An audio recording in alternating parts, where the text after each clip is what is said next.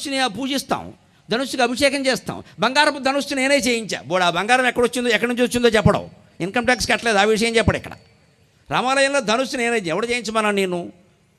నువ్వేం చేయించక్కల, రాముడు చెప్పిన రాజ్యంలో ఉన్నట్టుగా నీతిగా ఉండు. నువ్వు ధనుస్సులు చేయించక్కల, గొట్టాలు చేయించక్కల, గొడుగులు చేయించక్కల. మనం వంకరగా సంపాదించి అడ్డగోలుగా 100 కోట్లు సంపాదించి బాగా నేర్చుకున్న విద్య ఏంటంటే ఈ మధ్యన గుళ్ళో కిరీటాలు చేయిస్తామండి, హనుమంతుడు తోక్కి తొడుగుతా ఉండి, ఎవడికి తోక్కి తొడక్కు, హనుమంతుడు తోక వదిలే.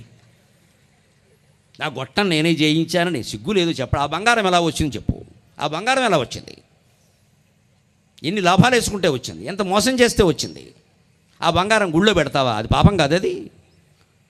అందుకే దేవుడు చాలా గొప్పవాడండి. వెంకటేశ్వర స్వామి సహా అందరూ కిరీటాలు పెడితే పెట్టించుకుంటారు. పెట్టిన వాడిని మాత్రం చెంచలగూడలోనే పెడతాడు దేవుడు ఖచ్చితంగా. ఎవరిని వదిలిపెట్టడండి. మనం అమాయకులం కావచ్చు అమ్మా, సైనికులు పోలీసులు కూడా అమాయకులు కావచ్చు. భగవంతుడు అమాయకుడు కాదు. గమనించి జాగ్రత్త. ఎవడికి పడే వాత వాడికి పడిపోతుంది. ఎన్ని కేజీలు కిరీటం పెట్టినా పెట్టించుకుంటాడు. తోసేవాడిని తోసే చోటగా తోసేస్తాడు. ఇది కొట్టేస్తాడు, అది కొట్టేస్తాడు. ఇది గ్రహించకపోతే మన జీవితాల్లో ఎప్పటికీ మార్పులు రావండి. చాలామందికి నచ్చవని తెలుసుంటూ కూడా భగవంతుడు నాకు ఇంత ధైర్యాన్ని, ఇంత జ్ఞానాన్ని ఎందుకు ఇచ్చాడంటే ఈ యుగానికి ఇది అవసరం. అందుకే నాకు ఆ జ్ఞానం ఇచ్చాడు, నాకు ఆ ధైర్యాన్ని ఇచ్చాడు.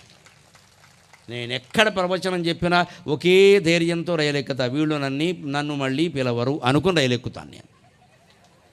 ఖచ్చితంగా నిర్ణయంతోనే మళ్ళీ నన్ను పిలవరు అనుకుని పెడతాను. కానీ ఆశ్చర్యం ఏంటంటే వచ్చిన చోటకే 3 నెలలు తిరగకుండా మళ్ళీ వస్తున్నాను నేను. అంటే వెనకాల అమ్మవారు చూసుకుంటుంది, వ్యవహారం అంతా అమ్మవారు చూసుకుంటుంది. నాకు అనవసరం అది. నా ధర్మం నేను చేస్తున్నాను. ఎవరికో నచ్చదేమో, వారెవరో తంతారేమో, కొట్టేస్తారేమో, కాల్చేస్తారేమో, ఈ బెంగేం లేదమ్మా. మహాత్మా గాంధీనే కాల్చేసుకున్న దేశం ఇది. ఎంతకంటే మనం ఏం గొప్పవాళ్ళం కాదు. ఇక్కడ పోయినా బెంగేం లేదు. కానీ నిజం చెప్పాం, నిష్కర్షగా మాట్లాడాం, సత్యం మాట్లాడాం. అప్పుడు నేను రాజమండ్రి నుంచి విమానం ఎక్కినా, గోదావరి ఎక్స్ప్రెస్ ఎక్కినా ధైర్యంగా ఎక్కుతా, చాలా హాయిగా ఎక్కుతా. నాకు నిద్ర పట్టని రోజు లేదు నా జీవితంలో. దానికి కారణం నా జ్ఞానం, నా ధైర్యం, నా నిజాయితీ. అంతే లెక్క. నాకు నిద్ర పట్టని రోజు లేదు.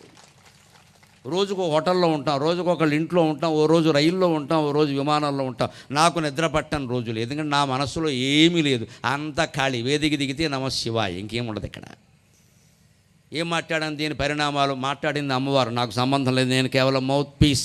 నాకు ఈ మైక్ మౌత్ పీస్ అయితే అమ్మవారికి నేను మౌత్ పీస్. మాట్లాడింది ఆవిడ చూసుకుంటుంది. నేను మాట్లాడవలసిందే మాట్లాడుతున్నా. అవినీతికి మూలం ఏదో స్వార్థం కాదండి, అజ్ఞానం అంటే ఏమిటో తెలుసా? మనిషి ఎంతసేపు ఈ దేహమే నేను అనుకుంటాడు. ఇదే అజ్ఞానం. అందుకోసమే దేహం కోసం, దేహ బంధాల కోసం ఇన్ని 100 కోట్లు సంపాదిస్తున్నాం. లేకపోతే అవినీతి ఎందుకండి? లక్షల కోట్లు సంపాదించిన వాడినైనా మీరు చూడండి, 2 పూట్ల అన్నం తింటున్నాడా? లేదే. ఒక పూట తింటాడు, ఒక పూట చపాతీ. ఈ చపాతీకి ఇన్ని 100 కోట్లు ఎందుకే? పని లేక. అది తిన్నదారగదు మళ్ళీ. పోనీ సరైన బట్టలు కట్టుకున్నాడా? మీరు అవినీతి పరులు అని పేరు పొందుతున్న నాయకులను కూడా చూడండి, మామూలు బట్టలోనే ఉంటారని. ఏం పెద్ద ఫ్యాషన్ డ్రెస్సులే ఉండవు వాళ్ళకి, అవకాశం లేదండి.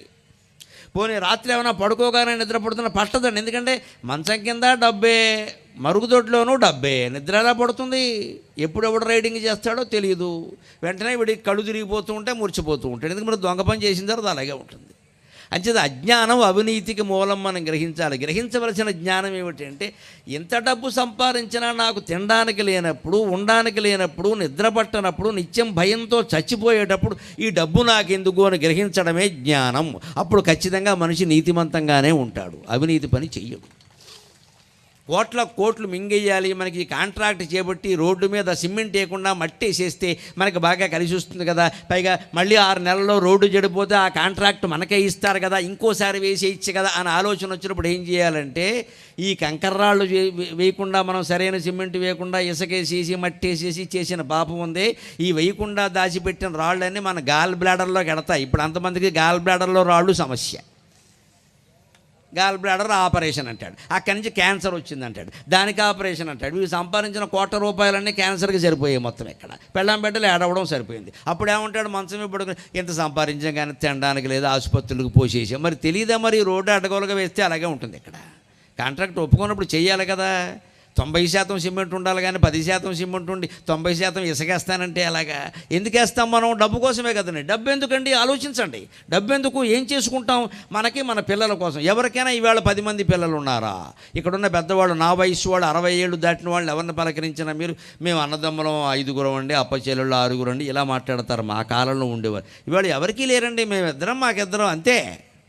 మూడోవాడు ఉంటే ఆక్షేపణే. 2 పిల్లలు మించి లేరా? లక్షల కోట్లు సరిపోవడం లేదా? ఇది అజ్ఞానం కాకపోతే ఏమంటారండి దీన్ని? ఈ దేహం కోసం, ఈ దేహంతో బంధం ఉన్న భార్య, భర్త, పిల్లలు, ఈ 4 సభ్యుల కోసం ఇంత దేశాన్ని మోసం చేయాలా? ఇవాళ మన సంస్కారం ఎంత దిగజారిపోయింది అంటే, అక్కడ పోలీసు ఉంటే ఎడంవే పెడతాడు, పోలీసు కనుక లేకపోతే కుడివైపు పెడతాడు. ఎందుకు వెళ్ళామంటే పోలీసు లేడుగా అంటాడు. అంటే అడుగడుక్కి పోలీసులు ఉంటారా? అమ్మాయిల మీద అత్యాచారాలు జరుగుతాయి, వెంటనే మనం విమర్శ చేసేటప్పుడు పోలీసులు ఏం చేస్తున్నారు? ఏం చేస్తారు? నువ్వు తాగిసి చేస్తే నేను తాగమని వాడు చెప్పలేదే, తాగిన వాడే మాట్లాడతాడు ఈ మాట. అంటే వీడు చేసే పని వీడు మాండవు, అది పట్టుకోవాలి. దొంగ తాను చేసే దొంగతనానికి సిగ్గుపడకుండా నన్ను పట్టుకోకపోవడం పోలీసు తప్పు అంటే ఈ భాషకు వ్యాఖ్యానం ఎవరు చేస్తారండి? నువ్వు ముందు నీ పనికి నువ్వు సిగ్గుపడాలా వద్దా? ఆయన పట్టుకోవడం పక్కనట్టు. ఇన్ని వేల మంది ఇక్కడ కూర్చున్నారు. మీరు పోలీసులు 1000 మంది ఉండరండి, 100 మంది కూడా ఉండరండి. ఈవేళ కూడా 10 మందో 15 మందో ఉండుంటారు. ఎలా కాపాడుతారండి ఎవరైనా? ఇవాళకి ఏమైనా దివ్యశక్తులు ఏమైనా ఉన్నాయా? మనం క్రమశిక్షణగా ఉండాలి, మనం పద్ధతిగా ఉండాలి. ఏదైనా జరిగితే వాళ్ళు వస్తారు. మనం చేసే వంకర పనులన్నీ చేసేసి పోలీసులు లేరు సమయానికి ఎక్కడ ఎన్ని చోట్ల ఉంటారు? వరుణ శ్రీ మహావిష్ణువు దశావతారాల ఎక్కడ పడితే అక్కడ అవతరించడానికి. వాళ్ళ కష్ట సుఖాలను కూడా మనం అర్థం చేసుకోవాలి బాగా. పోలీసులు ఇవాళ పోలీస్ శాఖలో అందుకే వచ్చిన గొప్ప మార్పులు 2 రాష్ట్రాల్లో కూడా నేను చూస్తున్నాను. మిత్రమండలి కింద ఉండే ప్రయత్నం కూడా జరుగుతుంది. మనకు దాని గురించి 4 మాటలు చెప్పడం, ఇది మేము మీ మిత్రులమయ్యా, మేము శత్రువులేం కాదు, మిమ్మల్ని కాపాడడం కోసం మేము ఉన్నాం, మీ మీద పెత్తనం చేయడానికి కాదు. మనం కూడా అర్థం చేసుకోవాలి ఆ విషయం. మన ఒక వ్యక్తిగత స్వేచ్ఛ మొత్తం దేశ రక్షణ కంటే ఎక్కువ. మేము హైదరాబాద్లో చూస్తూ ఉంటామండి, డ్రంక్ అండ్ డ్రైవ్ ఎంత దరిద్రంగా తయారైందో తెలిసే పరిస్థితి. నిన్నగాక మొన్న జరిగిందండి, ఒకే రోజు 3 ప్రమాదాలు, ఒకే రోజు 2 గంటల్లో. ఏం చేస్తారమ్మా పోలీసులు? చివరికి ఆడవాళ్ళు కూడా మొదలెట్టారమ్మా, నమఃశివాయ నమఃశివాయ నమఃశివాయ. అందుకే నేను పల్లెటూళ్ళలో మహిళలను చూస్తే నమస్కారం పెడతా. మీకు దుర్వ్యసనాలు ఉండే అవకాశాలు చాలా తక్కువ. పట్టణాలకు రాక వచ్చి చెడిపోకండి అమ్మ.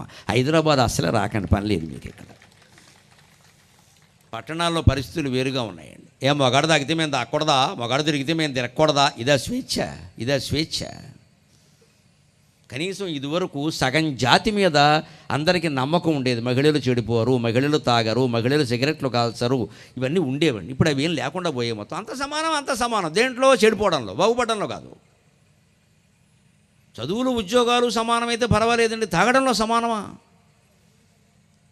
ఒక పోలీసు ఒక ప్రసిద్ధ కుటుంబానికి చెందినటువంటి అమ్మాయిని డ్రంక్ అండ్ డ్రైవ్లో పట్టుకుంటే మా నాన్న ఎవరో తెలుసా అందండి. మన్నాడు పేపర్లో వచ్చింది. నేను పేర్లు చెప్పడంలా కావాలని, ఎందుకంటే మంచి ఉంటే మైకులో చెప్పమన్నారు, చెడు ఉంటే చెవిలో చెప్పమన్నారు. కానీ చెప్పాలి విషయం. పోలీసు ప్రశ్నిస్తే ఏమిటమ్మా తాగి నడుపుతున్నావు అంటే, మా నాన్న ఎవరో తెలుసా? నువ్వెందుకు తాగావని అడుగుతా, మా నాన్న ఎవరు అంటావు? బుద్ధి ఉందా నీకు అంటే రికమెండేషన్. మా నాన్న అంత పెద్దవాడు కాబట్టి నన్ను వదిలేయి. పైగా రోడ్డు మీద అమ్మాయి పెద్ద గొడవ, పోలీసులు కొట్టినంత పనిచేసింది. ఈ స్థితిలో మహిళలు పురుషులు అందరూ మొత్తం పోలీసుల మీద తిరగబడుతూ రకరకాలుగా మాట్లాడితే, ఒకవేళ వాళ్ళు ఏదైనా లాఠీతో దెబ్బ కానీ వెంటనే వాళ్ళకి ఫోన్, మా వాడిని వదిలేయి, అందరిని వదిలేస్తామా? ఈ దేశాన్ని వదిలేయండి. అందుకే నేను మొహమాటం లేకుండా భగవత్పాదాల సాక్షిగా చెబుతున్నా, ఇప్పటికీ రాజకీయ నాయకులు కల్పించుకుని ఫోన్లు చేయకుండా ఉంటే ఐఏఎస్ ఐపీఎస్ అధికారులు చాలా చక్కగా పరిపాలన చేస్తారు, చాలా చక్కగా చేస్తారు. ఉండొచ్చండి 10% వాళ్ళలో కూడా పొరపాటు మనుషులు. మనలో లేరా అండి? మనలో లేరా? వాళ్ళేనా? ఎందులో లేరు? ఆకుకూరల వాడిని బుట్ట తీసి దులపవయ్యా అంటే అందులో 10% పనికిమాలిన కూర ఉంటుందమ్మా. 90% బాగుంటే చాలు కదా. ఒకరున్నారు ఇద్దరున్నారని మాట్లాడద్దండి. మనం ఏం చేస్తున్నాం ఇక్కడ, అది ఆలోచిస్తే అర్థమవుతుంది. ఇక్కడ అసలు తాగడమే తప్పు అన్నప్పుడు తాగి నడిపామా? తాగడమే తప్పు అన్నప్పుడు తాగడంతో చేసిన ఏ పనైనా తప్పే. దాని గురించి ఎవరు అడగకూడదా? నీ మూతి దగ్గర ముక్కు దగ్గర ఏం పెట్టకూడదా? నువ్వు దానికి రికమెండేషన్ చెబుతావా? వాళ్ళ అబ్బాయిని వీళ్ళ మేనల్లుండి అంటాను. పొరపాటున ఏమైనా లాఠీ జడిపిస్తే వెంటనే పోలీసులు దుశ్చర్యలు, ప్రజలపై ప్రతాపం. దుశ్చర్య ఏమిటండి? ఇది లాఠీ వాళ్ళకి ఇచ్చింది ఎందుకండి? లాఠీకి దండం పెట్టుకుని అభిషేకం చేయడానికే, చెదగొట్టడానికే ఇచ్చారు. దాన్ని ఉపయోగించకపోతే లాఠీ ఎందుకంటే పని లేక. తుపాకీ వాడకపోతే సైనికుడి దగ్గర తుపాకీ ఎందుకండి? తల కింద పెట్టుకు పడుకోవడానికే. అలా పెట్టుకుంటే ప్రమాదవశాత్తు పేలుతుంది, ఆయన పోతాడు. కాల్చవలసిన వాడిని కాల్చడానికే తుపాకీ, కొట్టవలసిన వాడిని కొట్టడానికే లాఠీ. నా దృష్టిలో లాఠీ అంటే కనకదుర్గాదేవి చేతుల్లో ఆయుధం. దాన్ని గౌరవించండి, దాన్ని గౌరవించండి. అమ్మవారి చేతుల్లో ఆయుధాలు ఎందుకు ఉన్నాయండి? దేవతల చేతుల్లో, దేవతల అహింసామూర్తులు కదా, ఆలోచించండి. రాముడి చేతుల్లో ధనుస్సు ఎందుకండి? అందుకే పోలీసు చేతుల్లో లాఠీ. అత్తాకోడళ్ళ తగలదారే అసెంబ్లీలో కూడా జరుగుతున్నాయి. అవి వేరు ఇవి వేరు కాదు. వాళ్ళందరినీ మనమే ఇక్కడ బాగా పెంచి పోషించి అక్కడికి పంపించాం. అరవండరా అబ్బాయిని వాళ్ళు అరుస్తున్నారు అక్కడ. ఇక్కడ లేని అరుపులు అక్కడ ఎందుకు వస్తాయండి? వాళ్ళ ఇళ్లలో ఏ తగాదాలు చూశారో, ఏ గొడవలు పడ్డారో, ఒక చిన్న ఆధిపత్యం కోసం కొట్లాట ఎలా జరిగిందో అసెంబ్లీలోనూ అలాగే జరుగుతుంది. ఎప్పుడూ అలాగే జరిగింది, ఇప్పుడు అలాగే జరుగుతుంది. ఇక ముందు అంతే మనం మేల్కొనకపోతే. అంచేది అసెంబ్లీ రోగానికి వైద్యం ఎక్కడ జరగాలి అంటే అందరి ఇళ్లల్లో జరగాలి, ఇళ్లల్లో జరగాలి, ఇళ్లల్లో మార్పు రావాలి. ఓ చిన్న ప్రసాదం పంచిపెట్టడానికో, ఇంటికి వచ్చిన వాడికి ముష్టి వేయడానికో అత్తాకోడళ్ళు ఇద్దరూ దెబ్బలాడుకున్నారు అంటే ఈ ఆధిపత్య పోరాటం ఎటువంటిదో, ముఖ్యమంత్రి పదవి కోసమో మంత్రి పదవి కోసమో ఇద్దరు నాయకులు దెబ్బలాడుకుంటున్నారంటే ఆ ఆధిపత్య పోరాటం కూడా అటువంటిది. తేడా ఏం లేదు ఇక్కడ. దానివల్ల ఆనందము ఒకటే, అది పోతే కలిగే దుఃఖము ఒకటే. ఇందులో అనుమానం ఏం లేదండి, ఇందులో సందేహించాల్సింది ఏం లేదు. ముందు ఇక్కడ మందు వెయ్యాలి మనం. మన మనస్సులో ఎందుకు ఇంకోడిని మించిపోవాలనే కాంక్ష కలుగుతోంది అసలు. చెప్పడం లేదమ్మా, నన్ను మన్నించండి.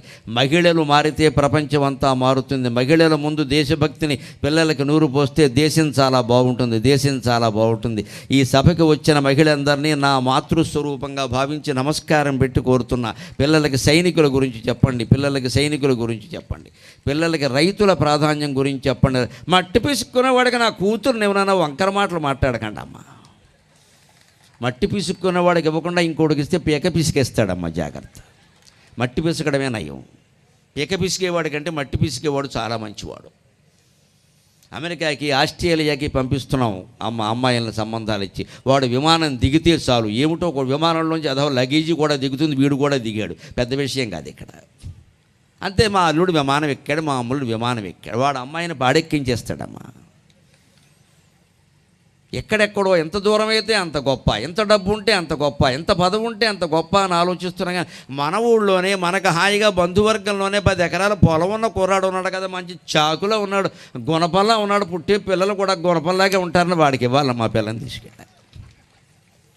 ఎందుకంటే వాడు శుభ్రంగా మినపరొట్టు తింటాడు, తేనె వేసుకొని తింటాడు, జొన్న రొట్టు కూడా తింటాడు, సంగటి అందులో నంచుకుంటాడు, రాగి సంగటి, శుభ్రంగా బలంగా ఉంటాడు. బలంగా ఉండేవాడికి పిల్లనిస్తావా? బలంగా తోసేసేవాడికి పిల్లనిస్తావా? అమ్మేసేవాడికి. శరీర బలం చూడాలి, ఆత్మబలం చూడాలి, మనోబలం చూడాలి, అప్పుడు పిల్లనివ్వాలి. డబ్బును కాదు చూడాల్సింది. ఇవాళ అదేమీ లేదండి. సాఫ్ట్వేరేనా, ప్యాకేజీ ఎంత, ప్యాకేజీయే, దాని కింద చాలా లీకేజీ ఉంటుంది. ఎన్ని లక్షల ప్యాకేజీ ఉంటే అంత గొప్ప. కానీ సాఫ్ట్వేర్ ఉద్యోగస్తుల్లో చాలామందికి పిల్లలు కలగడం లేదు. గమనింతురుగాక, గమనింతురుగాక, గమనింతురుగాక. నా పిల్లలుగానే భావించి చెబుతున్నా. వారికి కూడా విపరీతమైన ఒత్తిడికి లోనవుతున్నారు. కూర్చున్న చోటు నుంచి లేవడానికి వీల్లేదమ్మా. అందులో ఇవాళ వర్క్ ఫ్రమ్ హోమ్ వచ్చిన తర్వాత మరీ దారుణంగా ఉంది పరిస్థితి. రోజంతా అలా కూర్చోవడమే, రోజంతా అలా కూర్చోవడమే. పైగా ఈవేళ పత్రికల్లో మీరు చూసుంటారు, అలా రోజంతా కూర్చోవడం వల్ల ఒళ్ళు లావెక్కిపోయింది, మళ్ళీ దానికి సైకిల్ దొక్కుతాట.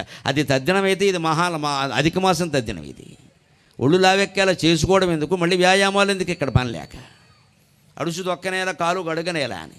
అదే రైతు కుటుంబాల్లో పిల్లలు ఎవరైనా అలా ఒళ్ళు పెంచే అవకాశం ఉందండి. పొలం వెళ్ళాల్సిందే, వంగోవాల్సిందే, ఎండకి ఎండిపోవాల్సిందే, వానకి తడిసిపోవాల్సిందే, చలికి వణికిపోవాల్సిందే, మధ్యాహ్నం వరకు అక్కడ ఉండాల్సిందే. పెళ్ళాం తెచ్చినటువంటి కూడు ఇద్దరూ కలిసి కూర్చుని హాయిగా 2 ముద్దలు ఆనందంగా రైతు బిడ్డ సినిమాలో ఎన్టీ రామారావు గారు చూపించాడే అటువంటి దృశ్యాలన్నీ అద్భుతంగా ఆస్వాదిస్తూ తినవలసిందే. అలా ఇంటికి వచ్చి ఆనందంగా గడవలసిందే. ఏదో వీడి దగ్గర వాడి దగ్గర కెక్కేయాలి గొడవ లేకుండా. ఎక్కడో అక్కడ ఏమీ లేకపోతే గోడ దగ్గరికి వెళ్ళి తిట్టేయాలి 4 తిట్లు, చేనుదిరిపోతుంది. ఏమీ లేకుండా మనసులో పెట్టుకుని అలాగా భరించామనుకోండి, కష్టాలు బాధలు అనవలసిన మాటలు అనకుండా అన్నిటికీ భయపడిపోయి ఇది ఎందుకు అది ఎందుకు వారేమంటారు అని భయపడ్డామనుకోండి, డామ్మని వెళ్ళిపోతుందమ్మా గుండె. అనుమానం లేదు ఇక్కడ. అనవలసిన వాడిని అనవలసిందే. మొహమాటం ఏంటక్కడ, మొహం మీద అనకపోతే స్టార్ట్నైనా అనవలసిందే. వాడికి కాకపోతే వాడు గురువులకో తల్లిదండ్రులకో ఎవరో ఒకరో చెప్పాల్సిందే, మీ పద్ధతి బాగోలేదని. లేకుండా ఎలా ఉంటామండి? ఏమీ అనకుండా లోపలే దాచుకుంటే ఏమవుతుందంటే అంతవలసిందే. ఊరుకోవడం సహనం, అది చేతకాంతనం అవుతుంది. అది ఎప్పుడు ఊరుకోవాలి అంటే వేదాంత శాస్త్రం చదివిన వ్యక్తిగా స్పష్టంగా చెబుతున్నా, మాటకి మాట అనేసి ఆ తర్వాత 2 మాటలు మర్చిపోవాలి. అది వేదాంతం అంటే. అనకుండా ఊరుకోవడం చేతకాంతనం. మనం తప్పు చేయలేదండి, మనం ఎవడో అన్నాడు, ఎందుకు పడాలి? వాడి పాపాన వాడు పోతారు, కుదరదు. మన పాపానే వాడు పోయేలా చేయాలి. ఎందుకంటాడు? అసహనం, అది అసహనం, అనవసరం. అది అనవలసిన మాట అనేయాలి. నన్ను అనలేదు, నేను మనం తప్పు చేయాలి. మనం తప్పు చేసామనుకోండి, హాయిగా దండం పెట్టి ఒప్పేసుకో, నిజమే అన్న నువ్వు కాబట్టి చెప్పావు, లేకపోతే నా తప్పు నాకు తెలిసేది కదా, ఒప్పేసుకోవాలి. అక్కడ కూడా మొహమాట వద్దు. మనం చేయకుండానే వాడు అపార్థం చేసుకుంటే స్పష్టం చేయండి విషయాన్ని. నువ్వు అపార్థం చేసుకుంటున్నావు అబ్బాయి, నేను ఆ పద్ధతిలో నేను అనలేదు, ఆ పని నేను చేయలేదు అని చెప్పండి. అప్పటికే ఏదో అనడానికి పోవాయా నీ మాట ఏమిటి అని అనేయండి ఓ మాట. ఎప్పుడు ప్రశాంతంగా ఉండాలి అంటే వాడన్నమాట మనమన్నమాట 2 మర్చిపోయి మనసులో నమశివాయ నమశివాయ నమశివాయ, అది ప్రశాంతత. అనకుండా కూర్చుని ప్రశాంతంగా ఉందామంటే లోపల తంతూనే ఉంటుంది. ఇది ఏదో రకంగా ఎప్పుడప్పుడు రోగం వచ్చేస్తుంది ఖాయం. అంచేది అనేయడమే మంచిది, గొడవ లేకుండాను.